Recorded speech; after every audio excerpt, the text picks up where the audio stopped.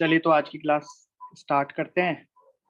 तो ये क्वेश्चन हमारा पिछला दिया हुआ है। आज हम पढ़ेंगे वेरिएबल मास सिस्टम कि अगर मास वेरी करता है तो किस तरीके से हम उसकी वेलोसिटी और एक्सेलरेशन फाइंड करते हैं। मास वेरी करने से क्या होता है, उससे पहले हम ये क्वेश्चन सॉल्व कर लेते हैं जो मैंने आपको कल करने को दिया था। तो बड़ा ही अच्छा क्वेश्चन है ये। तो इसमें ये कह रहा है कि टकराने के बाद ये इस तरीके से 45 डिग्री पर चले जाएंगे, है ना। तो खैर इसमें एक लाइन इसमें एक यूज की इसने कि आर प्लेस्ड इन लाइन, मतलब ए और बी पार्टिकल एक लाइन में है। तो कई बार ऐसा लगता है कि यार एक लाइन में है तो ये कौन सा कॉलिजन होगा, हेड ऑन कॉलिजन होगा या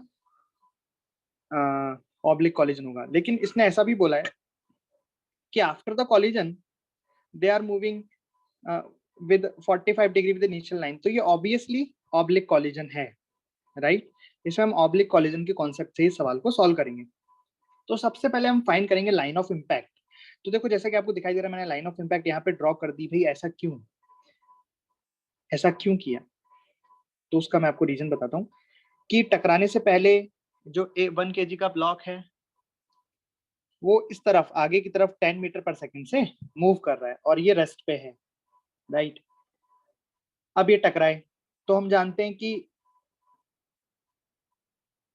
जो वेलोसिटी, देखो वेलोसिटी के दो कंपोनेंट होंगे, एक दो लाइन ऑफ इम्पैक्ट की डायरेक्शन में और एक उसके परपेंडिकुलर डायरेक्शन में। अभी हमें लाइन ऑफ इम्पैक्ट नहीं पता है, लेकिन हमें ये तो पता है कि जो फोर्सेस लगते हैं वो लाइन ऑफ इम्पैक्ट की डायरेक्शन में ही लगते हैं। मतलब जो रेस्ट बॉडी है अगर आफ्टर द कॉलिजन ये इस डायरेक्शन में मूव कर रही है, इसका मतलब क्या है, इसमें फोर्स इस साइड लगे, कॉलिजन के जो फोर्स लगता है वो इस डायरेक्शन में लगा और कॉलिजन का फोर्स हमेशा लाइन ऑफ इम्पैक्ट की डायरेक्शन में लगता है। आई बात समझ में? देखो ये बात मैंने आपको स्टार्टिंग में जब ऑब्लिक कॉलिजन स्टार्ट किया था तब मैंने आपको एक पॉइंट लिखाया था, देखना। देखिए जब मैंने आपको लाइन ऑफ इम्पैक्ट पढ़ाया था सबसे पहले, तब मैंने लास्ट में एक पॉइंट लिखा था कि if one of the two bodies was at rest before the collision, it will always move along the line of impact after the collision, right? मतलब कॉलिजन के बाद वो लाइन ऑफ इम्पैक्ट की डायरेक्शन में move करती है। अगर कोई बॉडी रुकी हुई है तो आफ्टर द कॉलिजन वो लाइन ऑफ इम्पैक्ट की डायरेक्शन में मूव करती है। तो जो हमारा क्वेश्चन है उसमें हमें पता है कि आफ्टर द पहले वो रुकी हुई है और आफ्टर द इम्पैक्ट वो किस डायरेक्शन में मूव कर रही है, इसलिए हमें लाइन ऑफ इम्पैक्ट की डायरेक्शन भी पता लग गई, राइट। अरे बात समझ में आ गई? तो मतलब यहाँ हमें ये चीज पता लग गई कि ये लाइन ऑफ इम्पैक्ट है और ये बहुत इंपॉर्टेंट है इस क्वेश्चन में लाइन ऑफ इम्पैक्ट का पता लगाना कि लाइन ऑफ इम्पैक्ट इसमें क्या है। बाकी जो हम कॉन्सेप्ट है वो तो एज इट इज हम सॉल्व करेंगे। अब कैसे, ध्यान से देखना कि लाइन ऑफ इम्पैक्ट हमें पता लग गई तो अब हम सबसे पहले जो वेलोसिटी है उसको लाइन ऑफ इम्पैक्ट की डायरेक्शन में कंपोनेंट कर देंगे। तो जैसे इनिशियल वेलोसिटी 10 आगे की तरफ है और हमें ये हॉरिजॉन्टल से एंगल पता लग गया इसका, ये इसके दो कंपोनेंट करेंगे हम, एक तो इस तरफ लाइन ऑफ इम्पैक्ट की डायरेक्शन में और एक लाइन ऑफ इम्पैक्ट के परपेंडिकुलर। ये एंगल कितना हो गया? 45 डिग्री। भाई एंगल 45 हो गया ना। तो कंपोनेंट करो, ये वाला कितना हो गया? 10/√2 और ये वाला कंपोनेंट भी कितना हो गया? 10/√2। बोलो कोई दिक्कत?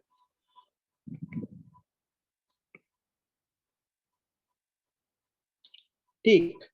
अब हमने क्या सीखा था कि आफ्टर द कॉलिजन जो वेलोसिटी लाइन ऑफ इम्पैक्ट के परपेंडिकुलर डायरेक्शन में रहती हैं वो तो एज इट इज रहती हैं। मतलब अब ये तो रेस्ट पे था, ये जो 2 kg की बड़ी बॉल है ये तो रेस्ट पे थी, तो after the collision line of impact के परपेंडिकुलर डायरेक्शन में इसकी कोई वेलोसिटी नहीं होगी और नहीं है, मतलब जीरो रहेगी और इसकी वेलोसिटी एज इट इज रहेगी। तो यहाँ से एक वी ए की वैल्यू तो हमें मिल गई। भाई मिल गई क्या बताओ? वी ए बराबर, तो यहाँ से हमें वी ए की वैल्यू मिल गई। वी ए बराबर आ गया 10√2। यहाँ मैं लिख सकता हूँ 5√2 मीटर पर सेकेंड। कैसे आया बताओ? ये आ गया perpendicular to the line of impact की डायरेक्शन में सॉल्व करने पर। Perpendicular to the line of impact की डायरेक्शन में सॉल्व करने पर मैंने देख लिया कि लाइन ऑफ इम्पैक्ट के परपेंडिकुलर डायरेक्शन में तो वेलोसिटी सेम रहती है। बताओ यहाँ तक किसी को भी दिक्कत है क्या? अब हम करेंगे parallel along the line of impact.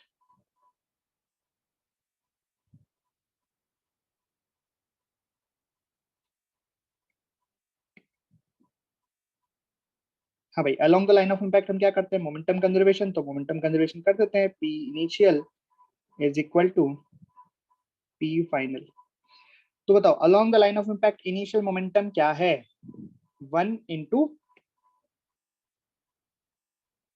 10/√2, मास है 1 और वेलोसिटी है 10/√2, और दूसरे वाले मास की वेलोसिटी तो 0 है। और फाइनली बताओ, अब ये छोटी वाली बॉल है, इसकी तो पूरी की पूरी वेलोसिटी देखो इसके परपेंडिकुलर हो गई, मतलब जो ये बॉल है इसको ए नाम दे दो, इसका कोई भी कंपोनेंट लाइन ऑफ इम्पैक्ट की डायरेक्शन नहीं आ रहा वेलोसिटी का, तो मतलब इसका मोमेंटम तो 0 हो जाएगा फर्स्ट वाली बॉल का। प्लस कैसे पता भाई, दे रखा है ना कि वो 45 डिग्री पे जा रहा है, लाइन ऑफ इम्पैक्ट ये है, तो इस वेलोसिटी का कोई भी कंपोनेंट इस डायरेक्शन में नहीं है, मतलब इसके पास कोई भी वेलोसिटी नहीं है लाइन ऑफ इम्पैक्ट की डायरेक्शन में। और जो दूसरी वाली बॉल है इसका मास है 2 और इसका वेलोसिटी हमने मान लिया वी, तो आप देख पा रहे हो यहाँ से ये कितना आ गया, 5/√2, वी बराबर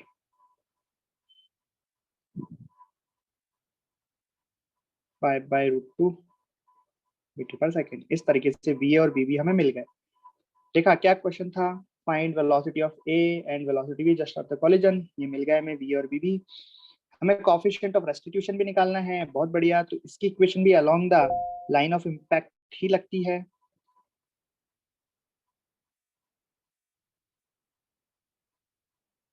हाँ जी, तो लाइन ऑफ इम्पैक्ट इसकी लाइन ऑफ इम्पैक्ट की डायरेक्शन में एक और इक्वेशन लगा देते हैं, ई की इक्वेशन।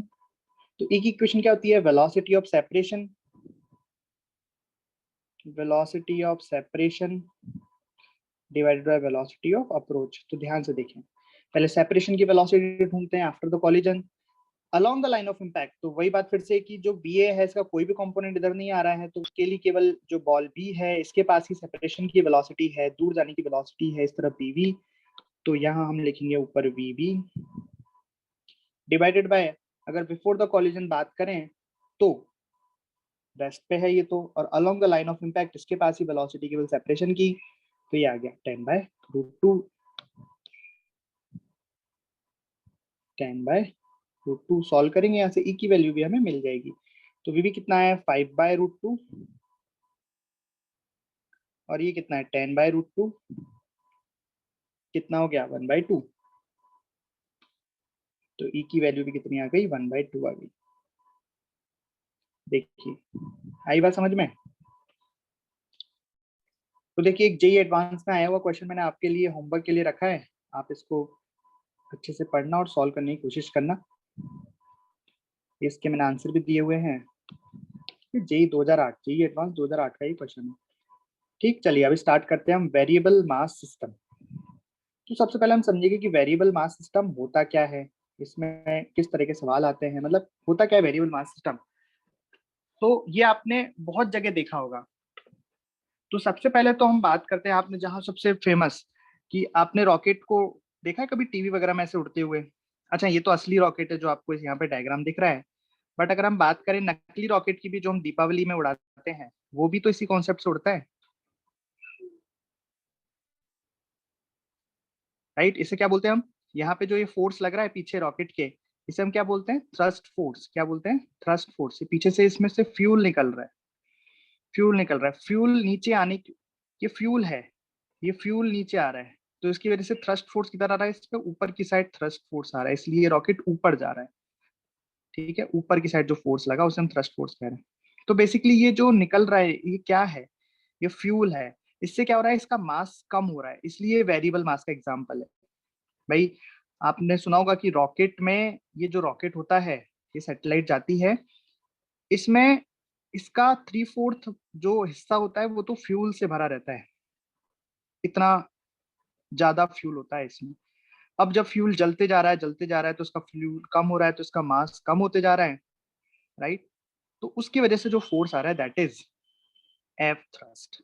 और ये आपने वहां भी देखा होगा, जैसे एक एग्जांपल तो ये रहा, चलो रॉकेट उड़ाया आपने, एक एग्जांपल आपने कभी देखा होगा, खुद से किया भी होगा, कि किसी बलून में हवा भरी और उसको छोड़ दिया, तो बलून ऐसे उड़ता हुआ जाता है ना, समझ गए।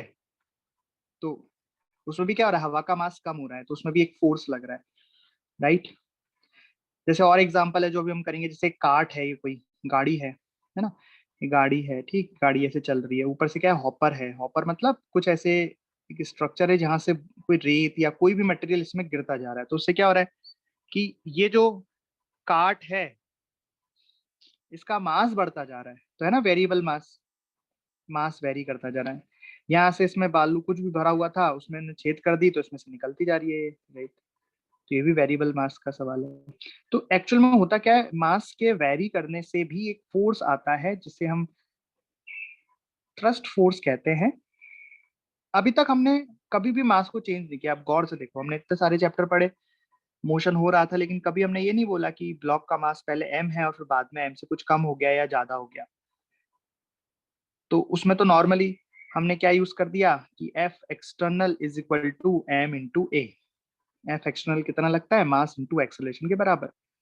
लेकिन अगर मास भी चेंज हो रहा है तो क्या होगा, वो हम पढ़ेंगे आज, ठीक। चलिए,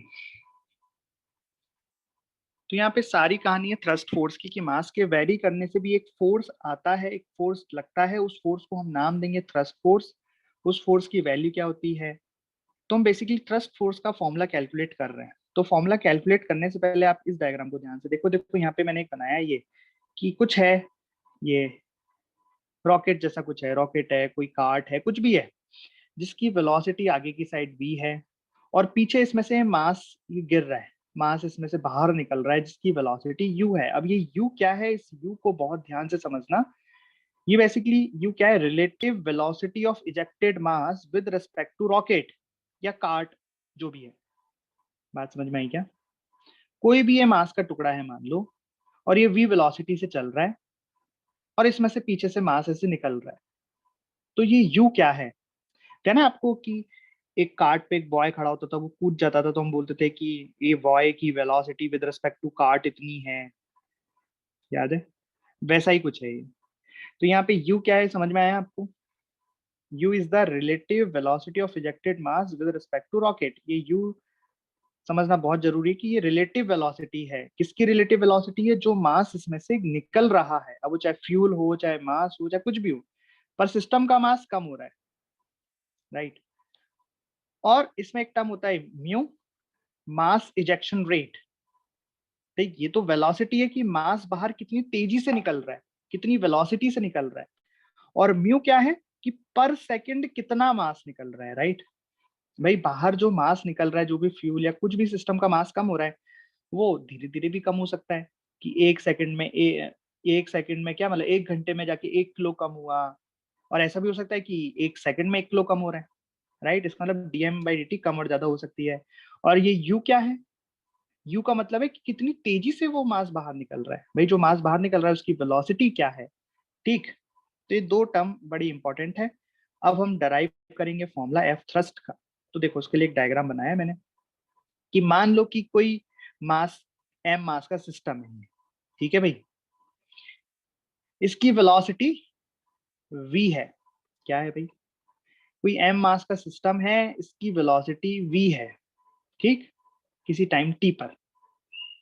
उससे थोड़े से टाइम के बाद, जैसे टी में हम अगला second T plus D T, थोड़ा एक सेकंड नहीं, मतलब एक छोटे से टाइम के बाद हमने देखा, हम देख रहे हैं कि इस सिस्टम का मास कितना रह गया, m था पहले, इनिशियली m था, m से कितना मास रह गया, m minus D M.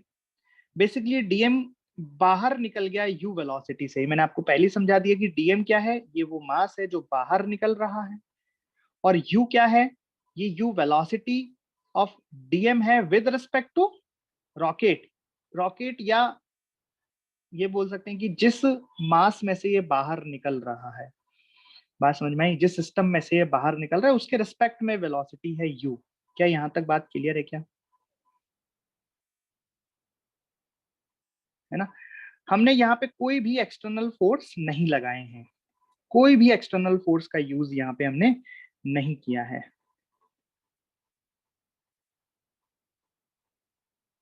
No external forces are hair.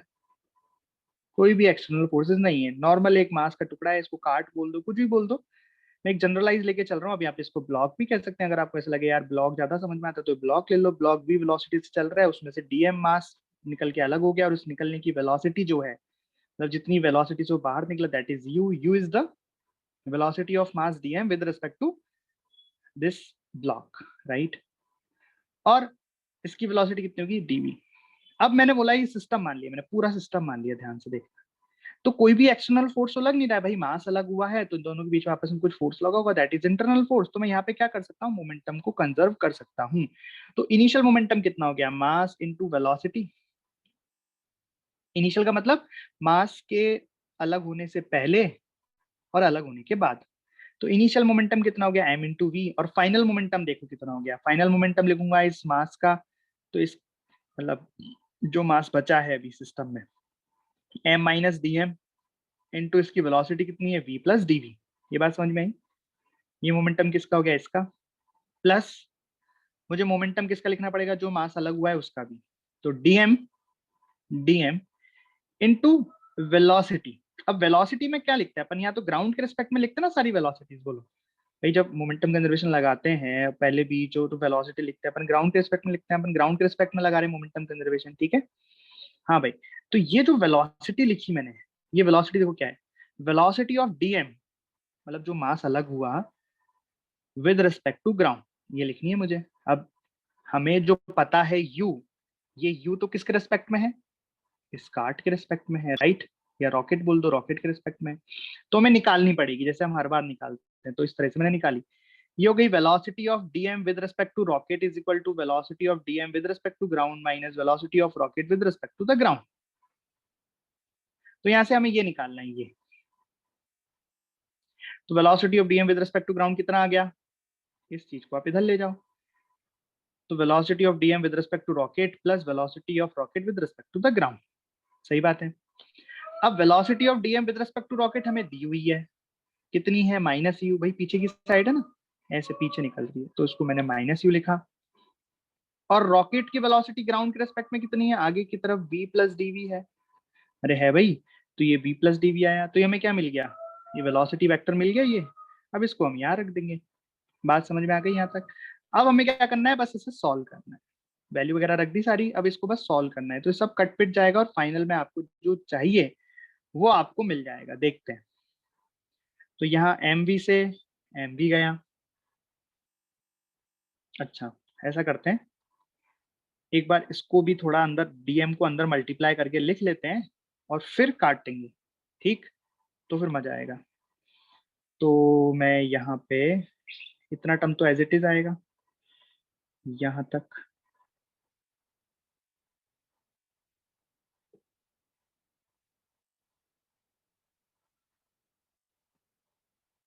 है ना.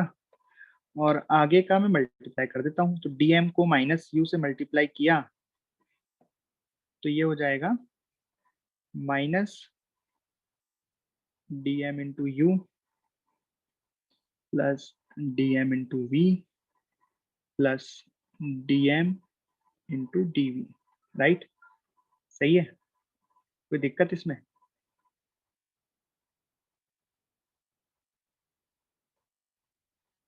अब काटते हैं. अब देखो कौन किससे जा रहा है बताओ. तो ये mv, ये mv से गया, ढूंढो. ये dm into D V minus है, ये प्लस, ये गया, राइट. और ये minus dm into V plus dm into V, ये गया. और कुछ कट रहा है, नहीं और कुछ नहीं कट रहा है. तो यहाँ से क्या आ गया हमें बताओ, क्या मिला. तो यहाँ से एक तो बचा ये m इंटू डी वी, और ये बचा. तो मैं यहाँ पे लिख सकता हूँ m इंटू डी वी बराबर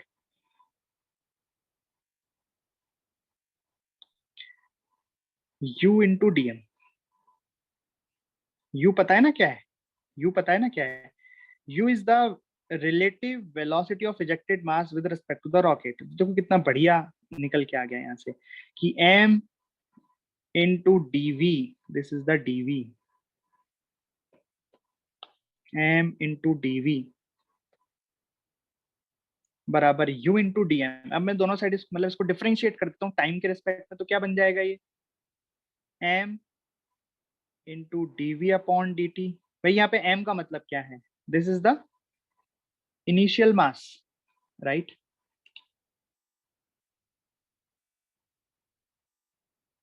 भाई ये m क्या है, this is the initial mass, okay. और इधर बन जाएगा u into D M upon D T. अब सोचो ये क्या बन गया, dv अपॉन dt क्या बन गया, एक्सेलरेशन, तो इसको लिख सकता हूँ मैं m इंटू ए बराबर कितना आ गया, u into D M upon D T. ये एम ए को मैं फोर्स लिख दूं, एम ए क्या हो गया, फोर्स हो गया ना। और कौन सा फोर्स, यहाँ पे तो कोई एक्सटर्नल तो है नहीं, ये बेसिकली कौन सा फोर्स है, यही तो है थ्रस्ट फोर्स। तो ये आ गया हमारे पास फॉर्मूला एफ थ्रस्ट का, एफ थ्रस्ट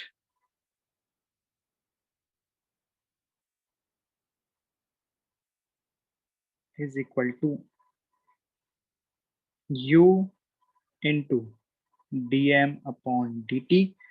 और ये आपको पता होना चाहिए कि यहाँ पे u क्या है and D M upon D T क्या है, ये ऑलरेडी मैंने पहले लिख दिया। तो आपको बेसिकली यहाँ पे ये फॉर्मूला याद रखना है कि एफ थ्रस्ट बराबर u into D M upon D T. U का मतलब क्या है, ये लिख रहा, u is the relative velocity of ejected mass with respect to rocket, और D M upon D T क्या है, मास इजेक्शन रेट, की मास किस रेट से।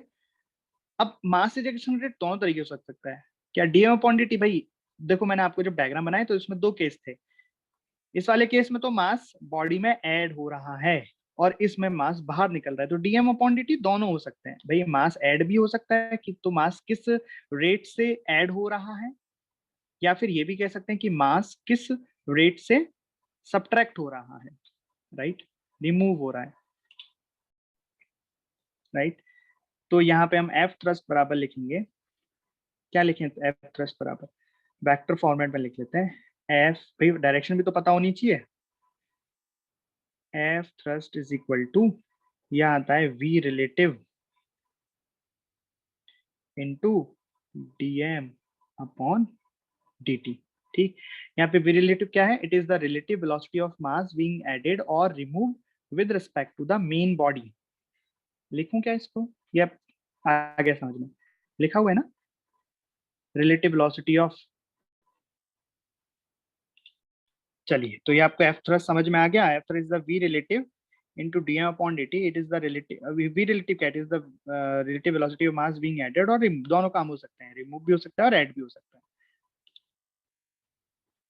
तो अब जब क्वेश्चन आएगा वेरिएबल मास का, तो आपको कैसे पता लगेगा, पहले तो वो पता लगाना पड़ेगा कि सिस्टम का मास कम हो रहा है या सिस्टम में मास ऐड हो रहा है। अब क्वेश्चन सॉल्व कैसे करेंगे, सो फर्स्ट स्टेप में तो क्या करेंगे, हम एफबीडी बनाएंगे, जो बॉडी है जिसका मास कम या ज्यादा जो भी हो रहा है, जो भी मेन बॉडी है, उस पर सभी फोर्सेस बना लेंगे और किसी टाइम टी पर उसकी वेलोसिटी भी बना देंगे भाई v। और फिर हम देख रहे हैं कि अगर मास ऐड या सब्ट्रैक्ट हो रहा है, इसका मतलब क्या, कि उस पर थ्रस्ट फोर्स भी लगेगा, तो आपको थ्रस्ट फोर्स भी उस पर लगा देना है, थ्रस्ट फोर्स को भी आपको ड्रॉ करना है उसमें, है ना, वो नहीं भूलना है अपन को। तो नॉर्मल एफबीडी हम जैसे बनाते हैं वैसे बना दो, उसके बाद थ्रस्ट फोर्स लगा दो। तो थ्रस्ट फोर्स का मैग्नीट्यूड तो ये रहा, बट इसकी डायरेक्शन हम किस डायरेक्शन में इसे लगाते हैं, जैसे एमजी की डायरेक्शन नीचे होती है ना, नॉर्मल हमेशा परपेंडिकुलर होता है इस तरीके से। तो यहाँ पे हम डायरेक्शन क्या लिखेंगे थ्रस्ट फोर्स की, बताइए। तो थ्रस्ट फोर्स की डायरेक्शन, तो एफबीडी में ड्रॉ तो करना पड़ेगा हमें थ्रस्ट, पर थ्रस्ट फोर्स की डायरेक्शन हम कैसे लिखेंगे, तो देखो, तो अगर DM upon D t positive DM upon D t positive कब होगा, जब सिस्टम का मास बढ़ रहा है ना, जब हम कह रहे हैं कि सिस्टम में मास ऐड हो रहा है, तो उस केस में DM upon D t positive आएगा, बोलो सही बात है ना।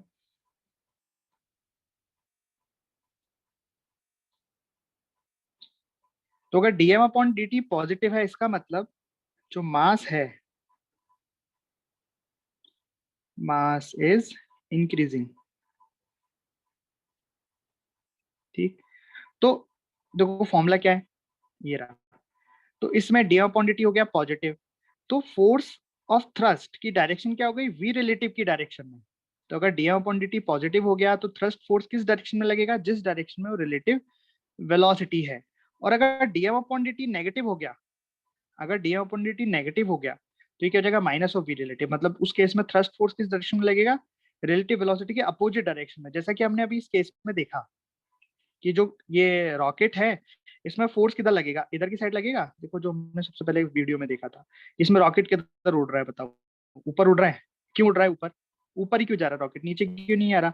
क्योंकि यहाँ पे मास सब्ट्रैक्ट हो रहा है, तो यहाँ पे dm/dt क्या है, नेगेटिव में है ना?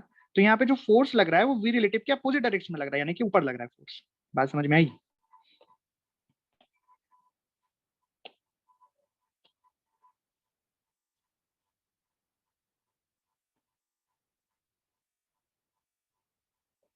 और यहाँ पे मास इज डिक्रीजिंग।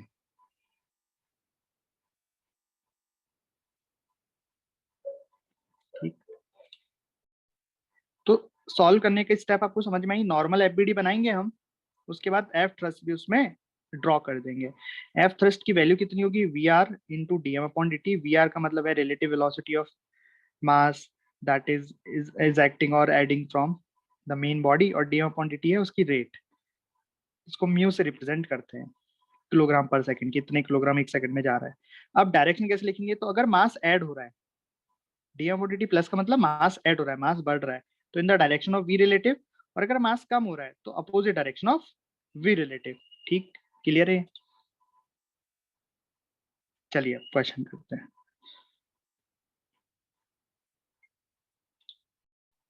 चलिए, तो एक रॉकेट है और उसका इनिशियल मास m0 है, ध्यान रखना वो स्पेस में है और अभी रेस्ट पर है। अब उसमें से गैस इजेक्शन स्टार्ट हो जाता है, गैस निकलना स्टार्ट होती है, v with respect to rocket, velocity v with respect to rocket at the rate of mu kilogram per second, मतलब dm/dt क्या दे रखा है यहाँ पे, म्यू दे रखा है। Find speed of rocket after time t, तो t टाइम के बाद उसकी वेलोसिटी क्या होगी ये बताना है आपको। तो क्या करें, सबसे पहले एफबीडी बनाए कि भैया चल क्या रहा है ना, तो एफबीडी बनाते हैं। तो जैसे ये रॉकेट है, वो तो इनिशियल टी टाइम जीरो का डायग्राम है, ये कब है, जब टाइम उसका जीरो है, टी बराबर जीरो। तो यहाँ पे तो ये रेस्ट में है, मास m0 है, और ये डायग्राम बनाता हूँ किसी टाइम टी पर, किसी टाइम टी पर। तो इसका एफबीडी बनाते हैं, तो बताओ नीचे mg लगेगा क्या इसमें? नहीं, क्योंकि स्पेस में ना ऐसा दे रखा है कि इज इन स्पेस, तो स्पेस मतलब नो ग्रेविटी, तो कोई ग्रेविटी तो नहीं है इसमें। ठीक है, और जो गैस निकल रही है वो नीचे से निकल रही है वी से, तो थ्रस्ट किधर आएगा इसमें, अब अपोजिट डायरेक्शन में। क्यों आएगा अपोजिट डायरेक्शन में, क्योंकि मास इसमें सबट्रैक्ट हो रहा है, कम हो रहा है, तो एफ टी एच लगेगा ऊपर की डायरेक्शन में। कोई और फोर्स आएगा क्या, बताओ? तो एक बात बताओ कि ये टी बराबर जीरो पर है, तब इसका मास m0 है। अब हो गया टी बराबर टाइम टी, तो क्या अब भी इसमें मास m0 रहेगा कि m0 से कम हो जाएगा? तो भाई देखो यहाँ पे हमें दे रखा है ना कि म्यू केजी पर सेकंड, मतलब एक सेकंड में म्यू किलो मास इसका कम हो रहा है, म्यू किलो मास कम हो रहा है। तो टी टी सेकंड में कितना कम हो जाएगा, म्यू टी मास कम हो जाएगा। मतलब अब इसका मास कितना है, m0 माइनस म्यू टी। और इस वक्त इसकी वेलोसिटी मान लेते हैं, इसकी वेलोसिटी भाई जीरो थी, अब जीरो से कितनी हो गई वेलोसिटी, v हो गई। ठीक है, चलिए अब नॉर्मल जैसे हम क्वेश्चन करते हैं, न्यूटन लॉ ऑफ मोशन कैसे लगाते हैं, इसमें क्या लिखेंगे, एफ नेट बराबर एम ए, ऐसे लिखते हैं ना भाई, ऐसे तो लिखते हैं अपन, एफ नेट बराबर एम ए, तो इसमें भी लिखेंगे भाई F net is equal to mass into acceleration.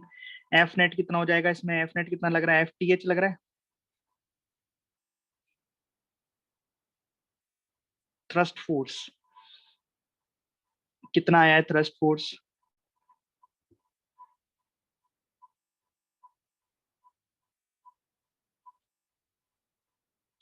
v into D M upon D T is equal to, अब मास कितना है, M not minus mu into T into A. एक इक्वेशन देखिए यहाँ पे v क्या है, v is the relative velocity, relative and constant velocity of the fuel जो कि बाहर निकल रहा है। ठीक, ओके, तो हम ऐसा करते हैं कि यहाँ पे देखो दो v हो गए, यहाँ पे एक v हो गया है जो हमने माना था गैस की इजेक्शन की स्पीड, और ये स्पीड है रॉकेट की। तो हम ऐसा करते हैं, इसको हम, हाँ, तो पिछले क्वेश्चन में हमने u से डिनोट किया है ना इसको, मतलब जब इसको प्रूव किया है तो हमने यहाँ पे इसको u बोला है, u, तो यहाँ पे भी इसको u बोल देते हैं। ठीक है, तो दिक्कत खत्म हो जाएगी, यहाँ इसको हम u बोल देते हैं।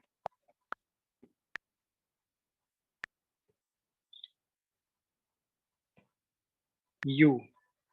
ठीक, तो अब फोर्स कितना हो गया, फोर्स हो गया u into D M upon D T. अब ठीक है,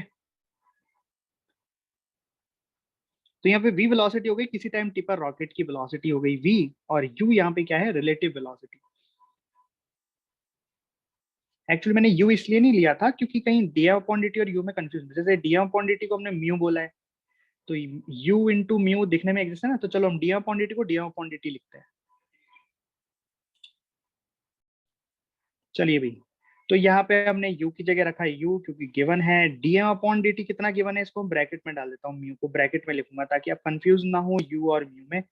तो dm अपॉन dt म्यू हो गया बराबर, यहाँ से हो गया m not minus mu T, और ए को मैं लिख सकता हूँ डीवी अपॉन डी टी, क्योंकि मैं वेलोसिटी का as a function of time चाहिए ना, तो मैंने लिख दिया डीवी अपॉन डी टी। अब हम इंटीग्रेट करेंगे, तो इंटीग्रेशन कैसे करते हैं कि सेम टाइप की चीजें सेम साइड, तो डी टी को इधर ले आया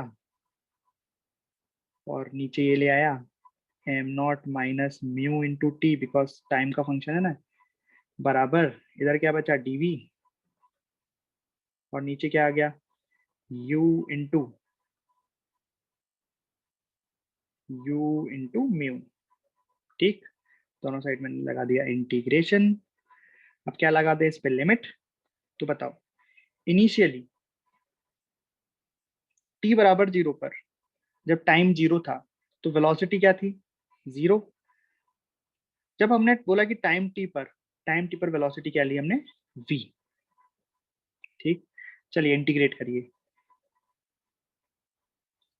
तो ये D T upon am not minus mu T L N का इंटीग्रेशन बन गया है, तो ये बन गया L N M not minus mu T, इस पर डालनी पड़ेगी हमें लिमिट फ्रॉम 0 से t, और डिवाइड में आ जाएगा माइनस ऑफ म्यू, ये आपको इंटीग्रेशन में सिखाया गया है। बराबर इधर से देखो, u कांस्टेंट है म्यू कांस्टेंट है, इंटीग्रेशन ऑफ dv कितना बन जाएगा v, तो बेसिकली यहाँ बन जाएगा v upon u into mu. चलिए ये अच्छा हुआ, म्यू से म्यू कट गया, म्यू से म्यू कट गया। ठीक, यहाँ तक दिक्कत है किसी को कुछ? अब भैया हमारे क्वेश्चन क्या पूछा था, हमसे पूछा था velocity as a function of time, find speed of the rocket after time T, तो ये आ गई वेलोसिटी, क्या आंसर आ गया ये, यही तो है आंसर। तो देखो v बराबर कितना मिला, आप एक बार इसमें लिमिट भी पुट कर दो तो फिर अच्छे से हो जाएगा, तो लिमिट पुट करेंगे तो ये बन जाएगा L N M not minus mu T, ये तो बन गया जब मैंने उसमें t डाला, और जब जीरो पुट करूंगा तो क्या बन जाएगा एल एन एम नॉट बराबर v upon u। L N की प्रॉपर्टी आप जानते हो, नीचे आ जाएगा ये, तो बेसिकली यहाँ से v बराबर कितना आ गया, v बराबर u into L N M not minus mu T divided by am not.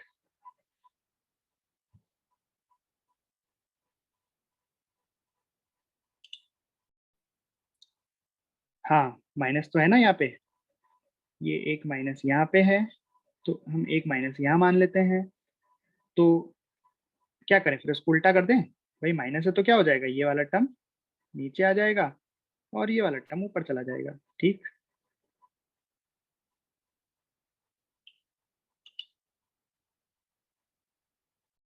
चलिए, तो आपने रॉकेट की velocity as a function of time निकाल ली, देखो ध्यान से क्या आई, u into L N M naught क्या है, initial mass, M not minus mu T, यहाँ पे म्यू क्या है कि पर सेकंड कितना मास लूज हो रहा है, तो basically am not minus mu T क्या है कि टी टाइम पर मास होता है। याद रख सकते हो, आपकी इच्छा है, बाकी आपको सॉल्व करना आ गया तो कितना सिंपल है।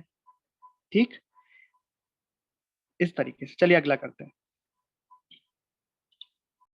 चलिए वाला क्वेश्चन करो। इस बार जो रॉकेट है वो अर्थ पर है ना, और मैं बता देता हूँ टी बराबर 0 में क्या क्या दिया गया है हमें। तो इस बार ये अर्थ पर है और इसकी इनिशियल वेलोसिटी हमें गिवन है u, मतलब टी बराबर 0 पर इसकी वेलोसिटी है u, और नीचे ग्रेविटी भी है g, इस तरीके से, और बाकी चीजें हमें जो ऊपर दी गई थी वही हैं। जैसे इसकी जो रिलेटिव वेलोसिटी है इजेक्शन की वो है u, और जो मास निकल रहा है दैट इज म्यू। चलिए करो इसको। यहाँ पे भी आपको velocity as a function of time बतानी है, और इनिशियल वेलोसिटी को u की जगह कुछ और बोल देते हैं, क्योंकि u को तो हमने क्या दिया है कि it is if gas is ejected with constant velocity u। Ejected है ये, इजेक्टेड यानी बाहर निकलना। तो u की जगह क्या लें बताओ इसको, v नॉट ले लें, इनिशियल वेलोसिटी v नॉट। ठीक, फाइनल वेलोसिटी किसी टाइम t पर v मान लेंगे और फिर इसको सॉल्व करो। सेम तरीका है, पहले एफबीडी बनाओ, थ्रस्ट फोर्स लगाओ, एफ नेट बराबर एम ए लिखो, इंटीग्रेट करो और करो।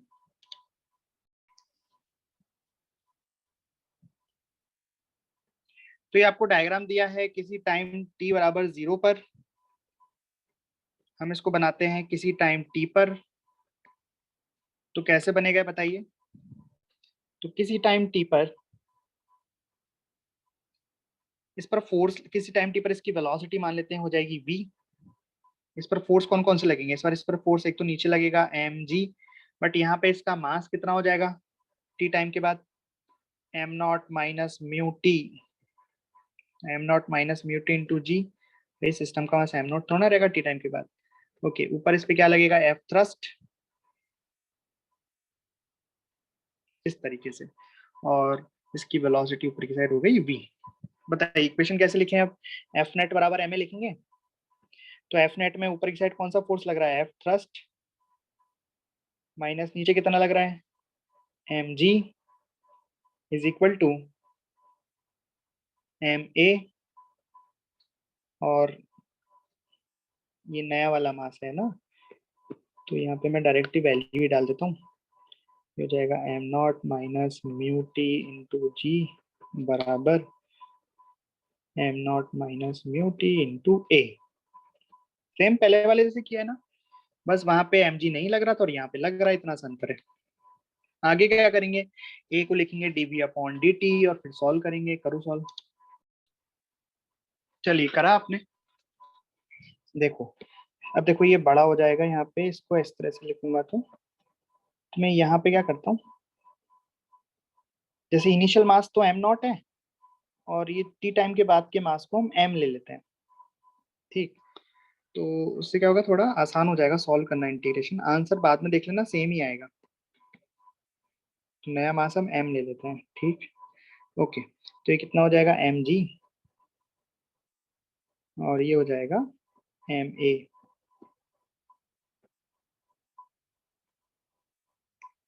ठीक, चलो अब वैल्यू रख दो। थ्रस्ट फोर्स कितना हो जाएगा, माइनस यू, मास इसमें कम हो रहा है इसलिए माइनस आ गया, D M upon D T minus M G बराबर एम, ए की जगह क्या लिख दूंगा डीवी अपॉन डी टी। ठीक, अब यहाँ पे देखना ध्यान से, ये जो m है ये भी वेरिएबल है, ये कांस्टेंट नहीं है यहाँ पे m, और टाइम भी वेरिएबल है, दो दो चीज वेरिएबल है, और ये v तो वेरिएबल है ही, तो तीन तीन वेरिएबल होगा इसमें। तो हम क्या करते हैं, पूरी इक्वेशन में dt को तो ऊपर ले जाते हैं, मतलब dt से तो मल्टीप्लाई कर देते हैं और मास से डिवाइड कर देते हैं। पूरी इक्वेशन को dt से मल्टीप्लाई कर देते हैं, dt dt dt, और पूरी इक्वेशन को मास से डिवाइड कर देते हैं। भाई बेसिकली मैं चाहता क्या हूँ, देखो कि जो ये डिफरेंट, ये जो dt वाली टर्म है या d वाली जो टर्म है वो ऊपर चली जाए, है ना, और ये मास भी वेरिएबल है, तो एक साथ में सबको लाना चाहता हूँ। तो देखो मैं इसको इस तरीके से लिख सकता हूँ कि आप बताना, तो minus U D M upon M, भाई एम से डिवाइड करूंगा। अगर आप ऐसे सोच रहे हो कि क्यों करा है, हमको कैसे पता लगेगा, तो भाई ऐसे मत सोचो, आप कैसे करते हो वैसे कर दो। जब हम इंटीग्रेट करने वाले होते हैं, जो फंक्शन बनता है उसको कैसे करते हैं, सेम टर्म सेम साइड ले जाते हैं ना, तो यहाँ इस डीएम के अंदर एम वाली टर्म्स आनी चाहिए, तभी तो इंटीग्रेट कर पाएंगे। तो बेसिकली यहाँ पे एम है, यहाँ पे एम है, मान लो यहाँ पे हमने दोनों एम को ले आए, मतलब कॉमन ले लिया, नीचे ले आए, तो कुल मिला के फाइनली बनना ये है। तो ये बन गया, एम कट गया यहाँ पे, जी डी टी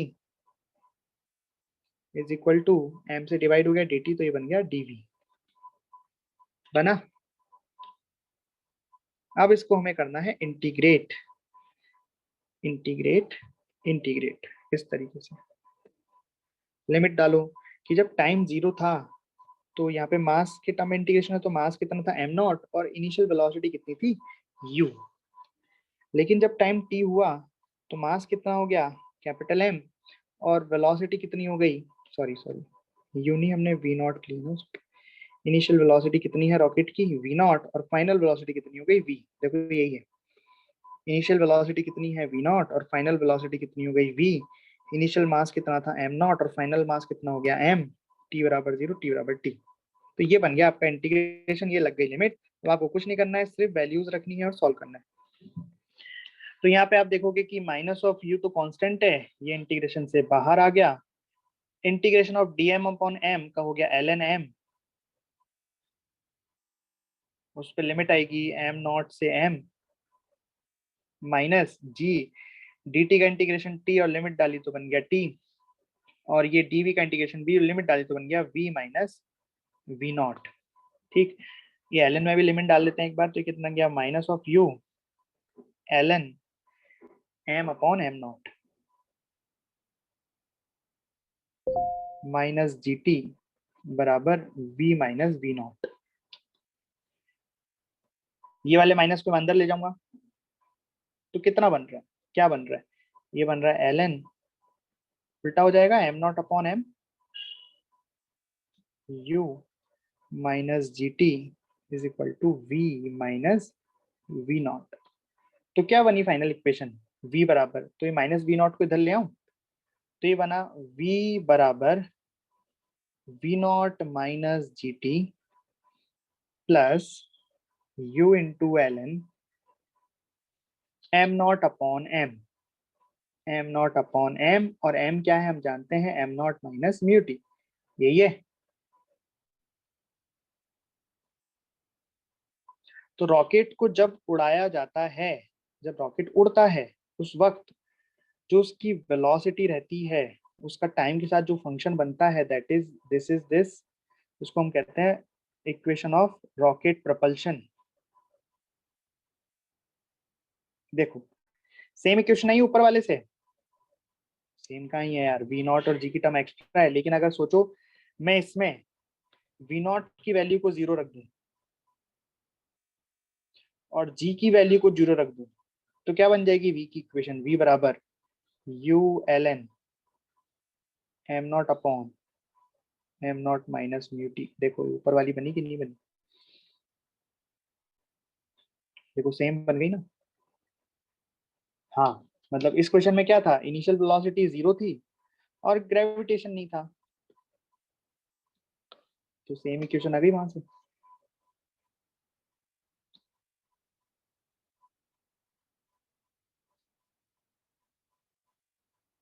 अच्छा एक बात ध्यान से सोचो कि अगर मास चेंज नहीं हो रहा होता तो क्या इक्वेशन बनती है, जैसे आप कोई बॉल को ऊपर आप वी नॉट वेलोसिटी से फेंक दो तो टी टाइम के बाद उसकी वेलोसिटी क्या हो जाएगी, कैसे लिखते हैं अपन, वी बराबर यू प्लस एटी से लिखते हैं।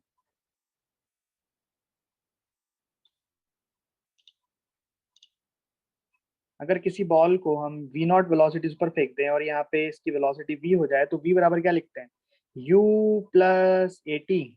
तो यू कितना, V naught acceleration minus G into T, बोलो ये लिखते हैं, यही तो है इक्वेशन। अगर मास वेरिएबल नहीं रहो, मतलब अगर मास कांस्टेंट हो जाए, मतलब ये वाला टर्म नहीं आए, नीचे भी एम नॉट आ जाए, तो ये क्या बन जाएगा m naught upon am not one, तो ये टर्म हो जाएगा 0। तो अगर मतलब रॉकेट का मास वेरी नहीं करे, रॉकेट का मास अगर कांस्टेंट रहे तो वेलोसिटी का फंक्शन ये आ जाएगा, बोलो समझ में आई क्या बात बोली मैंने, कि इफ एम कांस्टेंट तो क्या बन जाएगा v बराबर V naught minus G T, general equation जो हम आज तक पढ़ते हैं। बताओ बात समझ में आ रही है क्या? मतलब कि मास के चेंज होने से क्या फर्क पड़ रहा है, बेसिकली ये फर्क पड़ रहा है बस मास के चेंज होने से। अगर मास कांस्टेंट हो जाए तो ये इक्वेशन ये वाली बन जाएगी ना, वी नॉट, वी बराबर V naught minus G T, जो हम पहली क्लास काइनेमेटिक की पहली क्लास में पढ़ लिया था, वी बराबर यू प्लस एटी। तो देखो मास के चेंज होने की वजह से ये टर्म एक्स्ट्रा आ रही है। ये वाली जो इक्वेशन है इसको ये कहलाती है इक्वेशन ऑफ रॉकेट प्रोपल्शन।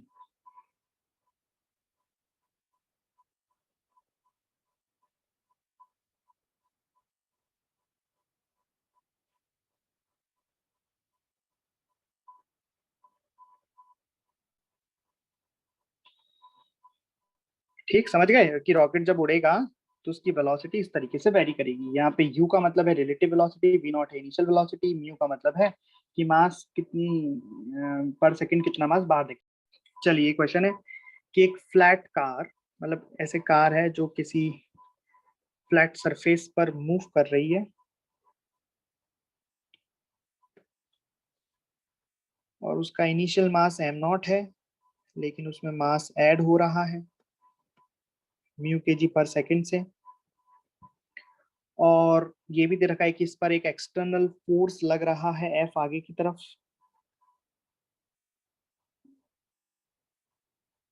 ठीक,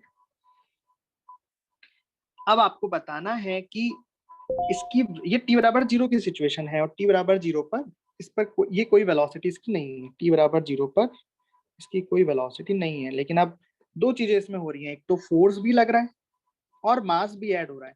मतलब इस पर दो फोर्स लगेंगे, एक फोर्स तो ये लग ही रहा है और दूसरा थ्रस्ट लगेगा इसकी वजह से कुछ।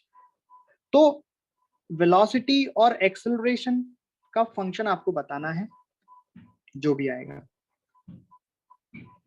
इसमें एक नई चीज हमने लगा दी, एक्सटर्नल फोर्स भी हमने लगा दिया है, मतलब अपने तरफ से भी एक फोर्स हम लगा रहे हैं। तो मतलब जो हम यहाँ लिखते हैं ना F external is equal to M A, तो यहाँ पे एफ एक्सटर्नल मतलब दो फोर्स लगेंगे, एक तो ये जो एफ लग रहा है वो लगेगा और साथ में एफ थ्रस्ट लगेगा, एफ थ्रस्ट।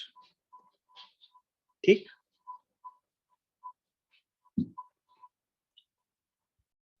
चलिए तो t बराबर 0 का डायग्राम ये रहा। t बराबर 0 पर इसकी इनिशियल वेलोसिटी है 0 इस तरीके से, और किसी टाइम t पर इसके पास कुछ एक्सेलरेशन है a और कुछ वेलोसिटी है v। इसका मास अब चेंज होके कैपिटल M हो गया है, यहाँ पे क्या था m नॉट, यहाँ पे मास ऐड हो रहा है, इसलिए आपको पता है यहाँ पे जो कैपिटल M है इसकी वैल्यू बेसिकली किसके बराबर होगी, m not plus mu into T के बराबर, क्योंकि म्यू केजी पर सेकंड से मास ऐड हो रहा है। राइट, अब हम निकालेंगे एफ थ्रस्ट, पर यहाँ पे कुछ रिलेटिव वेलोसिटी की बात नहीं की है। ठीक है, तो वही हम करेंगे अब एफ थ्रस्ट। तो एफ थ्रस्ट होता है v relative into D M upon D T, है ना। तो यहाँ पे मास ऐड हो रहा है इसलिए d M upon D t positive है, तो यहाँ पे बेसिकली जो थ्रस्ट फोर्स लगेगा वो v रिलेटिव की डायरेक्शन में लगेगा, v रिलेटिव जिस भी डायरेक्शन में आए। तो v रिलेटिव हमें निकालना है, तो बेसिकली v रिलेटिव होता क्या है, v रिलेटिव होता है कि मास जो ऐड हो रहा है या सब्ट्रैक्ट हो रहा है उसकी velocity with respect to the main body. Main body क्या है, यहाँ पे काट है ना। तो क्या लिखूंगा कि v रिलेटिव है velocity of the dm mass, है ना, with respect to velocity of cart, इस तरीके से। ठीक है, तो v रिलेटिव का मतलब हो गया velocity of DM with respect to ground minus velocity of cart with respect to ground. Right, बोलो बोलो। अब ध्यान से देखना, यहाँ पे जो भी यहाँ पे बालू है या जो भी इसमें मटेरियल नीचे गिर रहा है वो तो नीचे गिर रहा है, मतलब इसकी जो वेलोसिटी होगी बालू की वो तो नीचे की तरफ होगी। जो भी वेलोसिटी होगी हमें नहीं पता, लेकिन हॉरिजॉन्टल वेलोसिटी कितनी होगी, horizontal velocity of the dm mass with respect to ground is equal to 0। बात समझ में आई क्या, कि यहाँ पे जो भी ये बालू या जो भी डीएम मास यहाँ गिर रहा है वो तो नीचे गिर रहा है। इसका मतलब हॉरिजॉन्टल डायरेक्शन में जो डीएम मास की ग्राउंड के रिस्पेक्ट में वेलोसिटी है वो तो कितनी है, 0 हर जगह पे। मतलब ऐसा नहीं कि टी बराबर 0 पर ही, यहाँ पे भी।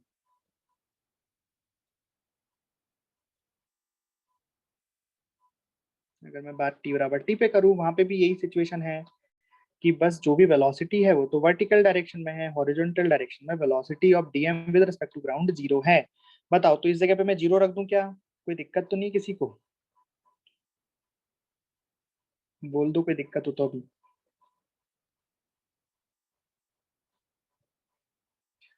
और अब आती है velocity of cart with respect to ground. तो velocity of cart with respect to ground कितनी है, v मानिए ना हमने, तो ये आ जाएगी v। तो मतलब बेसिकली v रिलेटिव कितना आ गया, यहाँ पे आपको v रिलेटिव मिल गया माइनस ऑफ v, राइट। तो यहाँ से f थ्रस्ट कितना आ जाएगा, ये आ जाएगा minus v into D M upon D t, जो कि म्यू के बराबर है। खैर t m upon D t ऐसे लिख देता हूँ। बताओ बात समझ में आई क्या। तो अगर मैं एफ थ्रस्ट लगाऊंगा यहाँ पे, तो एफ थ्रस्ट की डायरेक्शन किस तरफ आएगी, पीछे की तरफ, इस तरफ आएगी एफ थ्रस्ट। बताओ ये बात समझ में आई कि नहीं आई। थोड़ा अलग सी चीज है पर हाँ। नहीं, इक्वेशन एक्स डायरेक्शन में लगी किसने बोला, मैंने तो वी रिलेटिव निकाला।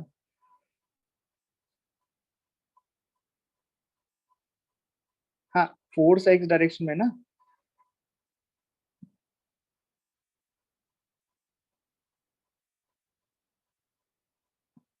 भाई जो वेलोसिटी है, जो एक्सेलरेशन है, वो एक्स डायरेक्शन का फाइंड कर रहे हैं ना। देखो वाई डायरेक्शन में निकालने का क्या मतलब है, देखना ध्यान से कि भैया हाँ, आप बोलोगे सर वी रिलेटिव में वाई डायरेक्शन में वेलोसिटी तो है कुछ ना कुछ, पर वाई डायरेक्शन में कार्ट की वेलोसिटी तो नहीं है। इसका मतलब जो एफ थ्रस्ट लगेगा उसकी डायरेक्शन वाई डायरेक्शन में किधर होगी, है ना, या तो ऊपर या नीचे। उसको कौन बैलेंस कर लेगा, उसको तो नॉर्मल बैलेंस कर लेगा। उससे एक्सेलरेशन और वेलोसिटी पे कोई फर्क थोड़ी पड़ेगा। कार्ट की जो वेलोसिटी वी है या जो कार्ट का एक्सेलरेशन ए है, उसमें थ्रस्ट जो वाई डायरेक्शन में लग रहा है वो तो नॉर्मल के द्वारा बैलेंस हो जाएगा, या नॉर्मल को बढ़ा देगा या नॉर्मल से बैलेंस हो जाएगा। अरे बात समझ में आ रही है। यहाँ पे जो कार्ट की वेलोसिटी को और एक्सेलरेशन को अफेक्ट कर रहा है, वो तो थ्रस्ट का वो वाला कंपोनेंट होगा जो एक्स में है, इसलिए मैंने केवल यहाँ पे एक्स वाला लिखा। समझ गए। अगर आपसे पूछे कि बाई डायरेक्शन में भी थ्रस्ट लग रहा है, तो हाँ भाई बाई डायरेक्शन में भी कोई थ्रस्ट लग रहा होगा, बट हम को उससे कोई मतलब नहीं है, क्योंकि हमें तो वेलोसिटी और एक्सेलरेशन निकालना है कार्ट की as a function of time. चलो अब समझ गए क्या, बोलो। तो अब इक्वेशन लिख दें, क्या बनेगी बताओ इक्वेशन। फोर्स लग रहा है आगे, तो क्या लिखेंगे, f minus thrust is equal to mass into acceleration, right. तो कितना आ गया देखो। अच्छा ये भाई देखना ध्यान से, ये जो यहाँ पे ये v है that is representing the direction.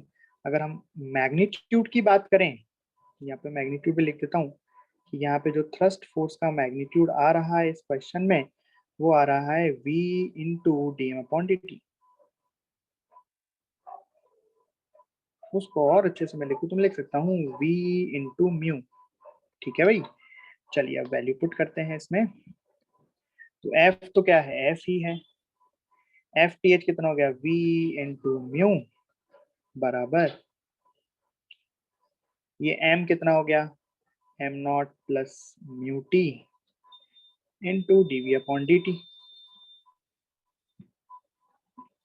अब सॉल्व करना है, तो यहाँ पर v आ रहा है, इस v को इधर ले जाना पड़ेगा, dt को इधर लाना पड़ेगा, तो ये बन जाएगा dv divided by f minus mu into v बराबर dt divided by am not plus mu into t. Integrate integrate, limit डालो। t बराबर 0 पर वेलोसिटी थी 0, t बराबर t पर वेलोसिटी निकालनी है हमें, जो मान ली हमने v। इंटीग्रेट करो, ये हो गया ln।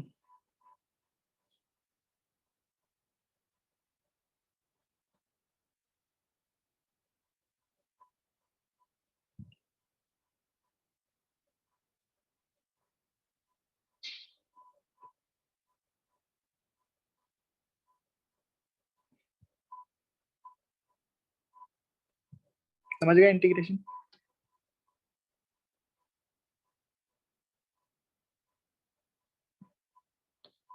चलिए म्यू से म्यू कट गया,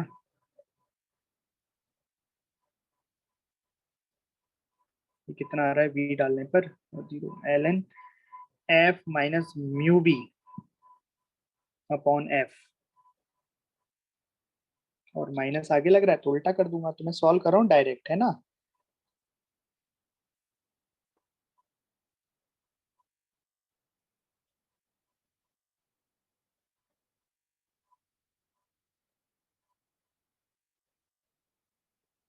और ज्यादा डायरेक्ट भी नहीं है, मैंने बस एक स्टेप गायब की, तो आप समझ सकते हो। ln से ln हटा दिए, तो यहां से बचा f बराबर,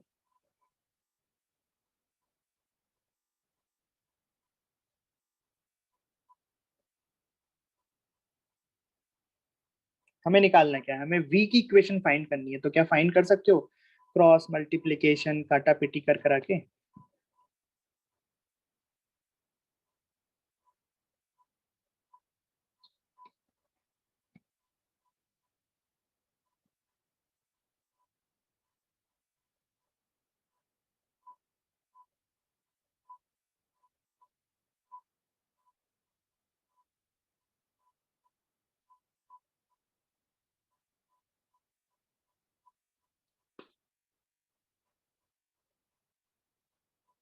गया, क्या बचा,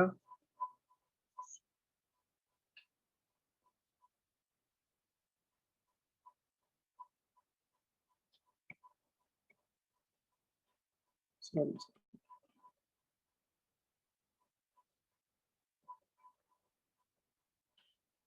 इसको सॉल्व करते हैं। चलो बताइए, v की वैल्यू निकल के आ गई, v बराबर कितना आया, f t upon am not plus mu T, ये velocity as a function of time आपको मिल गई।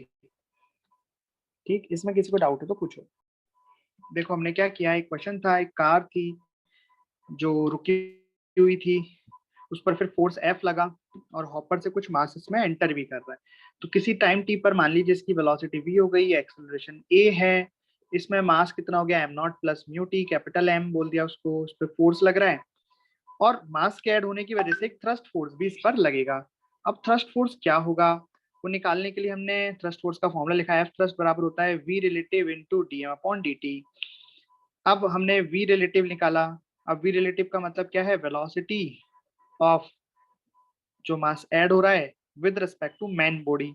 मैन बॉडी यहाँ पे क्या है, कार्ट, तो ये लिख दिया velocity of DM with respect to ground minus velocity of cart with respect to the ground. अब हमें जो थ्रस्ट से मतलब है वो एक्स वाले से मतलब है, तो एक्स डायरेक्शन में तो इस डीएम मास की कोई वेलोसिटी नहीं है क्योंकि ये तो नीचे गिर रहा है ना, जीरो।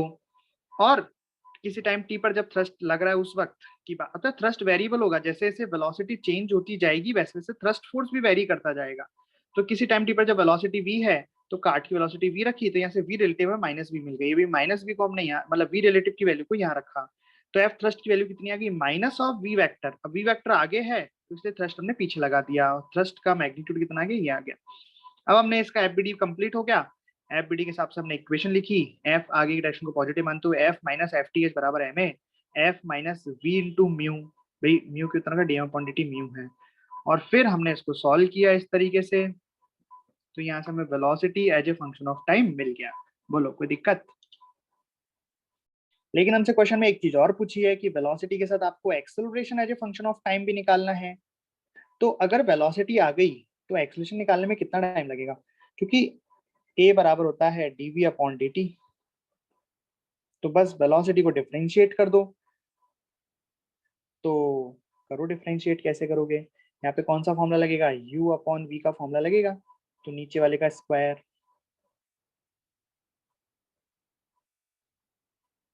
है ना, फिर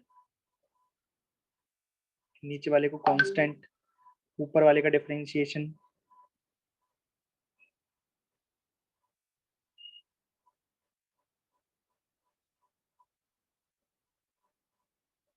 माइनस ऊपर वाले को कांस्टेंट,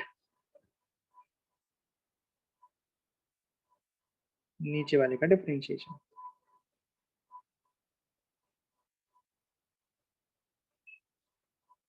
ये सॉल्व कर लेते हैं इसको थोड़ा सा, ये बन गया m not F plus mu T F minus mu T F divided by am not plus mu T का होल स्क्वायर। तो यहाँ से एक्सप्रेशन कितना आ गया, म्यू टी एफ से म्यू टी गया, ऊपर बचा am not F divided by am not.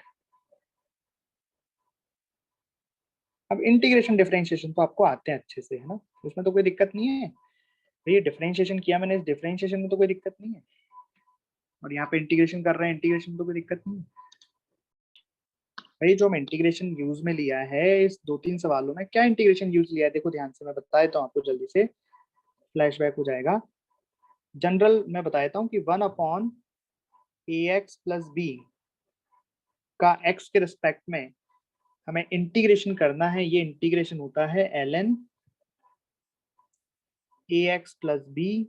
अब x के रिस्पेक्ट में कर रहे हैं ना, तो x के आगे जो कॉफिशिएंट है उससे पूरे को डिवाइड करना रहता है ये। और जो भी लिमिट है, मान लो यहाँ पे हमारी लिमिट है कुछ p से q, कुछ भी रैंडम, तो यहाँ पे हमें p से q लिमिट लगानी होती है। ये किया है बस, ये वाला इंटीग्रेशन यूज में लिया है ना, देखना ध्यान से।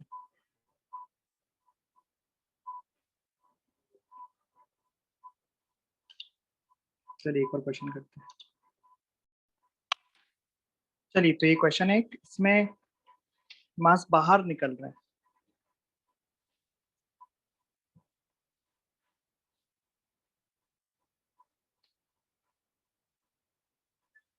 एक मास है जो सैंड उसमें भरी हुई है, उस पर एक इनिशियली वो रुकी हुई है, फोर्स एफ लगता है, वो चलना स्टार्ट करती है, होल भी है तो मास निकल भी रहा है। तो आपको बताना है कि velocity as a function of time and acceleration as a function of time बताना है। ठीक है, करो। तो देखो मास इसमें चेंज हो रहा है, तो सबसे पहले आपको एफ बी डी बनाना है। तो एफ बी डी तो लगभग बना ही हुआ है, मैंने बना ही दिया है कि एफ आगे लगेगा। बस आपको एफ थ्रस्ट के बारे में कमेंट करना है कि एफ थ्रस्ट कितना लगेगा और किस डायरेक्शन में लगेगा। जब हो जाए एफ थ्रस्ट निकल जाए वैल्यू, तो आपको फिर एफ माइनस एफ थ्रस्ट बराबर एम ए कर देना है, ए को डीवी अपॉन डी टी लिख देना है, वी और टी में एक इक्वेशन बन जाएगी, उसको सॉल्व कर देना है, खत्म। ठीक है, करिए। अब एफ थ्रस्ट निकालना है आपको, निकालो, सोचो, निकालो। जैसे पिछले सवाल में निकाला था वैसे ही निकालना है, बस थोड़ा सा दिमाग लगाना पड़ेगा। ओके, तो हमें क्या निकालना है, एफ थ्रस्ट की वैल्यू निकालनी है। एफ थ्रस्ट अगर पता लग जाए तो भैया मजे आ जाए। तो एफ थ्रस्ट का फॉर्मूला क्या होता है, ये तो पता है हमें कि अगर मास चेंज हो रहा है तो एफ थ्रस्ट लग सकता है, लगेगा मतलब, ठीक है, देखते हैं बाकी लगेगा नहीं लगेगा। तो एफ थ्रस्ट होता है we relative into dm upon dt। यहाँ वी रिलेटिव का मतलब क्या है कि जो मास एंटर हो रहा है या सब्ट्रैक्ट हो रहा है सिस्टम से, मेन बॉडी से, मेन बॉडी से, है ना, उसकी रिलेटिव वेलोसिटी। तो पहले ये निकालना जरूरी है, तो ये निकाल लेते हैं हम, फिर करते हैं आगे। तो v relative is equal to velocity of dm mass with respect to the ground minus velocity of cart with respect to the ground। अब समझना ध्यान से कि ये कॉन्सेप्ट हम पहले भी डिस्कस कर चुके हैं कि ये सारी बालू जो है, सैंड जो है, वो इस कार्ट में ही भरी हुई है, राइट। मतलब कार्ट जितने से चलेगी, जैसे टी टाइम के बाद अगर कार्ट की वेलोसिटी v हो गई है, तो ये जो बालू है, सैंड है, नीचे तो किसी वेलोसिटी से गिरी रही होगी, हमें नहीं पता किस वेलोसिटी से गिर रही होगी वो, नीचे नीचे जाने पर उसकी वेलोसिटी बढ़ती जा रही है, क्या हो रही है, बट इतना मैं कह सकता हूँ कि ये जो आगे चल रही है वो उतनी ही वेलोसिटी से चलेगी जितने से कार्ट चलेगी। जस्ट गिरने के बाद की बात कर रहा हूँ, जस्ट गिरने के बाद इसकी जो हॉरिजॉन्टल डायरेक्शन में वेलोसिटी होगी that is equal to the velocity of cart. ये कॉन्सेप्ट हम काइनेमेटिक्स में कई बार डिस्कस कर चुके हैं कि जब किसी मूविंग ऑब्जेक्ट से कोई ऑब्जेक्ट अलग होता है, मूविंग बॉडी से कोई ऑब्जेक्ट अलग होता है, तो उसके पास वेलोसिटी उतनी ही रहती है जितनी उस मूविंग ऑब्जेक्ट के पास हो, जब तक कि जबरदस्ती ना फेंका जाए। जबरदस्ती से कोई कूदा वो बात अलग है, यहाँ तो अपने आप गिर रही है ना। ये बात कितनों को लोगों को समझ में आई कि ये जो बालू की, सैंड की जो वेलोसिटी होगी आगे की तरफ, वो कार्ट की वेलोसिटी के बराबर होगी। इसका मतलब क्या हुआ, इससे फायदा क्या हुआ हमें, इससे फायदा ये हुआ कि वी रिलेटिव कितना आ जाएगा, v माइनस v मतलब 0, मतलब इस केस में थ्रस्ट कितना आ जाएगा, 0। समझ गए, थ्रस्ट फोर्स कितना आ गया भैया, 0 आ गया थ्रस्ट फोर्स। ठीक है, बस अगर थ्रस्ट फोर्स 0 आ गया तो इसमें थ्रस्ट कुछ लगेगा ही नहीं, तो ये तो आसानी से सॉल्व हो जाएगा। फिर F माइनस माइनस में कुछ है ही नहीं, तो F is equal to M A, और ए को मैं लिख दूंगा dv अपॉन dt। m क्या है, नया वाला मास, मतलब m not minus mu T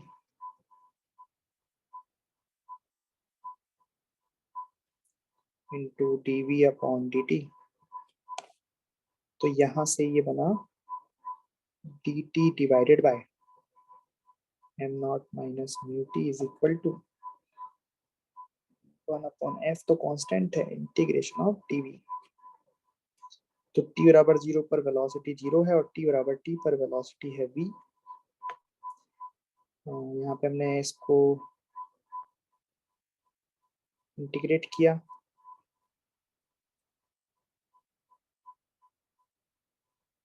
limit from 0 से t,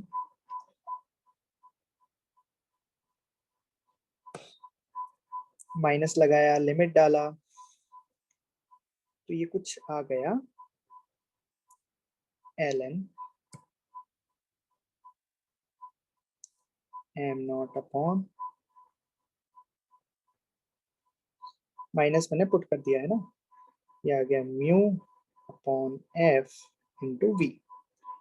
यहाँ से v की वैल्यू आ गई आपके पास, और यहाँ से एक्सेलरेशन भी निकाल सकते हो आप। तो v आ गया है, कितना आ गया, v बराबर आया, इसको उधर ले जाओ, f upon mu ln m not upon m not minus mu T, और इसको अगर डिफरेंशिएट कर दोगे तो एक्सेलरेशन आ जाएगा, डिफरेंशिएट आप खुद करना, ये कुछ आना चाहिए, या आप डिफरेंशिएट खुद से करना। ठीक, आगे समझ। चलिए एक क्वेश्चन और करेंगे हम। जैसे मान लीजिए कि एक सरफेस है, इस तरीके से ग्राउंड सरफेस है, और इसमें एक चेन पड़ी हुई है, चेन समझते हो,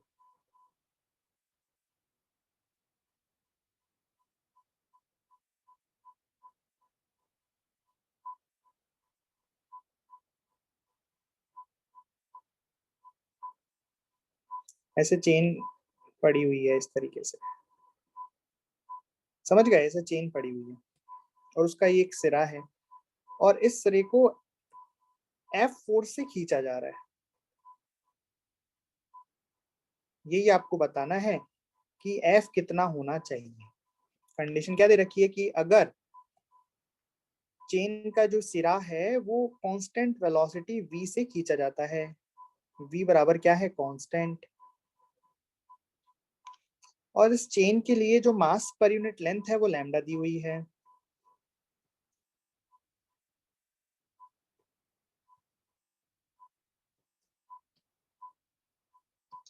मास पर यूनिट लेंथ इस चेन की लैम्डा दी हुई है, चेन को कांस्टेंट वेलोसिटी से खींचा जा रहा है। तो बताइए यहाँ पे कितना F एक्सटर्नल लगाना पड़ेगा कि इस चेन को हम कांस्टेंट वेलोसिटी से खींच पाए। तो आपके मन में सवाल क्या आ रहा है कि सर अगर हम इसको कांस्टेंट वेलोसिटी से खींच रहे हैं तो फोर्स क्यों लगा रहे हैं, अगर फोर्स लगाएंगे तो इसकी वेलोसिटी बढ़ती जाएगी, क्योंकि इसके पास एक्सेलरेशन आ जाएगा। आ रहे मन में सवाल आपके, ये नहीं आना चाहिए। आप देखो कि जैसे से चेन खिंचती जा रही है, मतलब यहाँ पे एक सिस्टम है जहाँ पे चेन रखी हुई है, ये चेन, अब जैसे से चेन आगे जाती जा रही है वैसे वैसे सिस्टम का मास कम होता जा रहा है। अरे कम होता जा रहा है कि नहीं होता जा रहा, तो कम होता जा रहा है, तो एक थ्रस्ट फोर्स इसमें लगेगा, इस तरफ थ्रस्ट फोर्स। तो बेसिकली जो एफ एक्सटर्नल लगाया जा रहा है वो इस थ्रस्ट फोर्स को बैलेंस करने के लिए लगाया जा रहा है। तो इस थ्रस्ट फोर्स को बैलेंस कर लेगा एफ एक्सटर्नल, तो ये फिर चेन जो है कांस्टेंट वेलोसिटी से हम खींच पाएंगे। अरे बात समझ में आई। तो क्वेश्चन समझ लिया आपने कि अगर हम इस चेन को कांस्टेंट वेलोसिटी से खींचना चाहते हैं इस तरफ हॉरिजॉन्टल डायरेक्शन में, तो हमें कितना एफ एक्सटर्नल लगाना पड़ेगा। तो अगर हम इसका एफबीडी बनाते हैं तो हमें पता लगेगा कि इसमें एक थ्रस्ट फोर्स लगेगा पीछे की तरफ, और अगर हम कांस्टेंट वेलोसिटी से खींचना चाहते हैं तो ये एक्सटर्नल फोर्स थ्रस्ट फोर्स के बराबर होना चाहिए। और जो थ्रस्ट फोर्स होता है वो कितना होता है, v relative into D M upon D t, v relative into D M upon D T. अब v रिलेटिव क्या है बेसिकली, तो देखो v रिलेटिव क्या होता है, velocity of d m mass with respect to the main body. Main body तो रुकी हुई है, जो मेन बॉडी है वो तो रुकी हुई है, और चैन का ये वाला सब v वेलोसिटी से जा रहा है। तो बेसिकली v रिलेटिव की वैल्यू क्या हो गई, यहाँ पे v हो गई। अब आपको लिखना है dm upon dt। dm upon dt का मतलब है कि पर यूनिट टाइम कितना मास इस बॉडी से अलग हो रहा है। तो dm अपॉन dt कैसे निकालोगे, सोचना ध्यान से कि t टाइम में, dm अपॉन dt का क्या मतलब है कि t टाइम में कितना मास अलग हो गया। तो अगर यहाँ पे ये जो चेन है वो v वेलोसिटी से जा रही है, ध्यान से सोचना इसको, अगर चेन v वेलोसिटी से इसमें से बाहर निकल रही है, इस तरीके से हॉरिजॉन्टल होती जा रही है, तो अगर v वेलोसिटी से चल रही है तो t टाइम में इसकी लेंथ कितनी हो जाएगी, v इंटू टी हो जाएगी, कितनी हो जाएगी पता ना ध्यान से। अगर velocity of the chain is v है, इस सिरे की जो वेलोसिटी है वो v है, यहाँ पे मोटा सा हीफ है, ये थोड़ा ना खिसकेगा, बस चेन की जो ये खुलते जाएगी इस तरीके से, तो t टाइम में कितनी लेंथ बाहर निकल जाएगी, vt। तो इसका मास कितना हो जाएगा, कैसे निकाले भाई, हमें मास पर यूनिट लेंथ पता है ना, लैम्डा, और इसकी लेंथ कितनी है vt, तो इसका मास कितना हो गया लैम्डा vt। अरे आई बात समझ में। तो अगर हमें dm अपॉन dt निकालना है भैया, मास बराबर कितना आ गया लैम्डा इंटू vt। अब हमें निकालना है dm अपॉन dt, तो डिफरेंशिएट कर दो, लैम्डा एंड v तो कांस्टेंट है, तो dm अपॉन dt कितना आ गया लैम्डा इंटू v। तो यहाँ पे dm अपॉन dt की वैल्यू कितनी आ गई, लैम्डा इंटू v। तो बेसिकली f एक्सटर्नल कितना आ गया बताइए, लैम्डा v स्क्वायर। बताइए आया कि नहीं आया, बोलिए।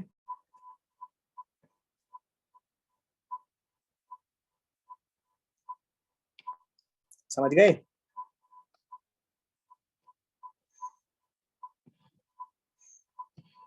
बोलो बोलो, समझ गए कि नहीं समझे। अब इसको तो हम हॉरिजॉन्टल में खींच रहे थे, वर्टिकल में भी खींचने वाला सवाल आ सकता है, वो भी करा देते हैं। कि मान लो कि ऐसी एक चेन थी जो हॉरिजॉन्टल सरफेस पे इस तरीके से रखी हुई थी,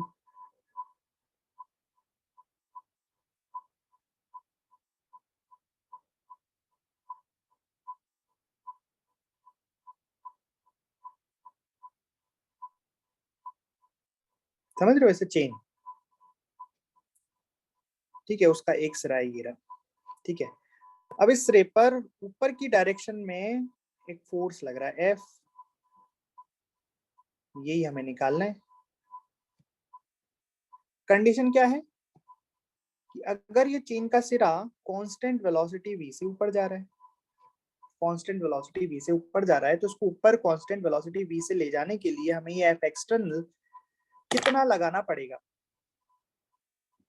अच्छा, ऊपर वाले क्वेश्चन में जो ये एफ एक्सटर्नल आया वो तो कांस्टेंट आ गया लैम्डा वी स्क्वायर, भाई वी भी कांस्टेंट है और लैम्डा भी कांस्टेंट है, तो एफ एक्सटर्नल में कांस्टेंट फोर्स लगाना पड़ेगा जो थ्रस्ट को बैलेंस कर लेगा। खैर, सेम सवाल ऐसा है ये भी, इसमें बस चेन को ऊपर खींच रहे हैं अपन, और ये इसका जो ये जो चेन है जो ऊपर उठ रही है कांस्टेंट वेलोसिटी वी से जा रही है, तो हमें आपको बताना है कि एफ एक्सटर्नल कितना होएगा, बोलो कैसे करें। तो इसमें एफ थ्रस्ट किधर आ जाएगा, पीछे। भाई एफ एक्सटर्नल लगा क्यों रहे हैं अपन, क्योंकि जरूर कोई एफ एक थ्रस्ट फोर्स होगा, कोई एक एफ थ्रस्ट या कोई भी फोर्स लग रहा होगा, उसको बैलेंस करने के लिए एफ एक्सटर्नल लगाना पड़ रहा है, तभी तो कांस्टेंट वेलोसिटी रह पाएगी। भाई सवाल ही नहीं बनता। अगर मैं पूछता कांस्टेंट वेलोसिटी से चलना है तो फोर्स कितना लगाऊं, तो आंसर क्या लिखते हैं आप, जीरो। अगर नॉर्मल कंडीशन होती है और अगर कोई मास वेरिएबल नहीं आता तो आप बोलते भाई, इस केस में नहीं, इस केस में कहते हैं आप जीरो। भाई इस केस में तो अगर ये मास चेंज नहीं होता तो नीचे का mg तो लगता ना, तो आप कितना कहते हैं कि एफ एक्सटर्नल mg के बराबर होना चाहिए, तो नेट फोर्स जीरो हो जाएगा और ये ऊपर चलता जाएगा अगर मास चेंज नहीं होता तो। और ऊपर वाले केस में अगर मास चेंज नहीं होता, मान लो ये ब्लॉक होता, तो आप क्या कहते हैं एफ एक्सटर्नल कितना होना चाहिए कि कांस्टेंट वेलोसिटी से चले, आपका आंसर आता जीरो। लेकिन यहाँ तो मास वेरी कर रहा है इसलिए थ्रस्ट आया, यहाँ पे भी मास वेरी कर रहा है इसलिए थ्रस्ट आया। तो बेसिकली यहाँ पे एफ थ्रस्ट तो लगेगा, साथ में mg भी तो लगेगा भैया। ये अंतर है ना दोनों में।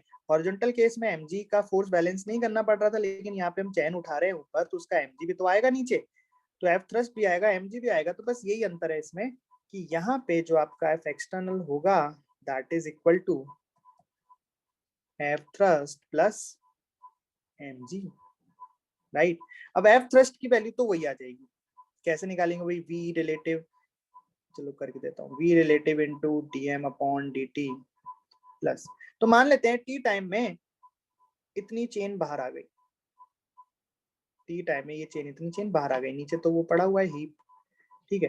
तो ये टी टाइम में कितनी चेन बाहर आ गई, v इंटू टी चेन बाहर आ गई, तो इसका मास कितना है v इंटू टी चेन का, लैम्डा वी टी, सही बात है। तो यहाँ से dm अपॉन dt कितना हो गया, dm upon dt equal to lambda into v हो गया, राइट। चलिए, तो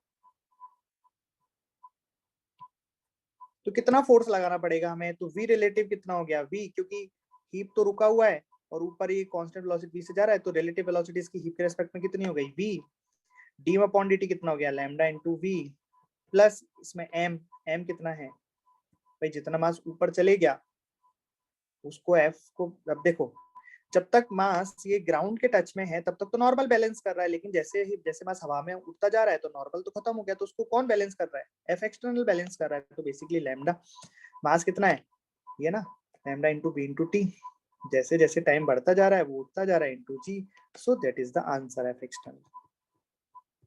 समझे?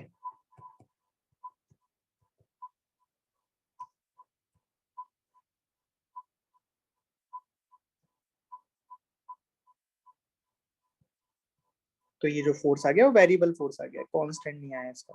सही बात है, वेरिएबल आना भी चाहिए था, क्योंकि चैन जैसे जैसे ऊपर उठती जाएगी वो ज्यादा डिमांड करेगी कि उसको बैलेंस करने के लिए ज्यादा फोर्स लगाना पड़ेगा, राइट। ये दो क्वेश्चन समझ में आए आप?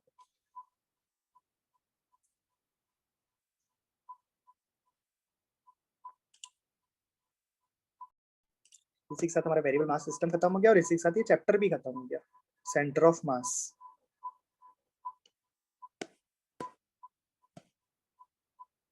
ठीक है, आपके कोर्स